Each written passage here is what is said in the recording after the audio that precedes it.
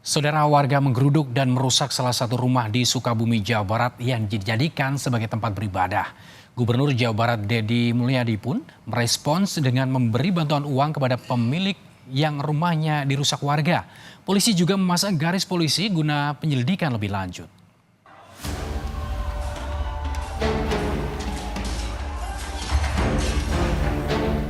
Inilah aksi warga Desa Tangkil, Cidahu, Sukabumi, Jawa Barat saat menggerebek dan merusak rumah singgah milik warga yang diduga menjadi tempat ibadah umat Kristiani.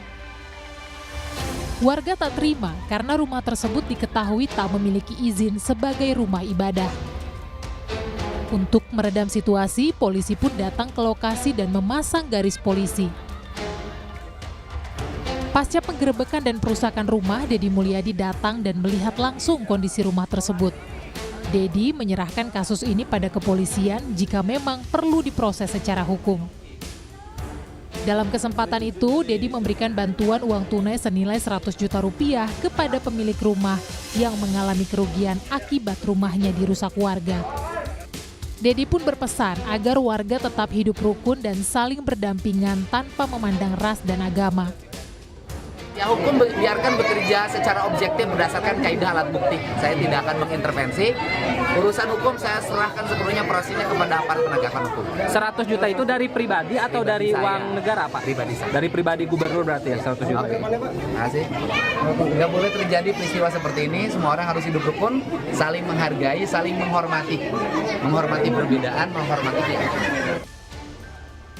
Polres Sukabumi pun menggelar pertemuan bersama Forkopimda, Forum Kerukunan Umat Beragama dan MUI untuk bermediasi. Polisi menyebut telah meminta pemilik rumah untuk menghentikan kegiatan peribadatan sementara waktu agar situasi tetap kondusif. Kapolres Sukabumi AKBP Samian bilang polisi telah memeriksa 9 saksi atas kasus penggerebekan dan perusakan rumah untuk penyelidikan lebih lanjut. Saat ini sudah 9 orang saksi dan ahli keterangan dan proses hukum tentunya sebagai akuntabilitas adanya laporan penyidik menindaklanjuti dengan profesional dan profesional. Kemudian langkah kita tentunya mengkomunikasikan kembali untuk masyarakat tenang untuk kegiatan peribadatan yang memang tidak ada izin. Saat itu memang tidak ada izin untuk tempat itu tempat ibadah atau rumah tinggal untuk dihentikan sementara waktu supaya situasi kondusif.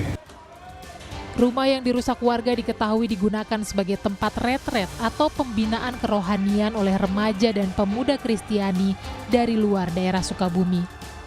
Kasus ini kini telah diselesaikan secara kekeluargaan, sementara proses hukumnya ditangani oleh Polres Sukabumi. Tim Liputan Kompas TV.